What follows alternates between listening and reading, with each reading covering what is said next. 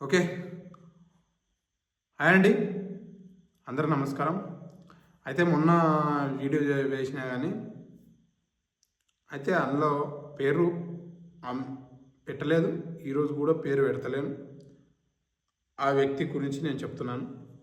అయితే కొంత నాకు వినబడ్డది ఏంటంటే, నువ్వు కొంత పక్కదారి పట్టినవు ఎలక్షన్ టైంలో అనే మాట ప్రస్తావన వచ్చింది. అది ఎందుకు వచ్చింది?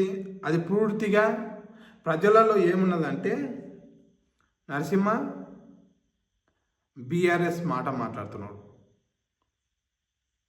కాంగ్రెస్లో ఉండి బీఆర్ఎస్ మాట మాట్లాడుతున్నాడు. నేను ఎందుకు మాట్లాడతా భయ్? నేను ఎందుకు మాట్లాడతా కాంగ్రెస్లో ఉండి బీఆర్ఎస్ మాట? అయితే ఈ అంశాన్ని నేను ఎందుకు తీసుకొని వస్తున్నా అంటే చెప్తాను.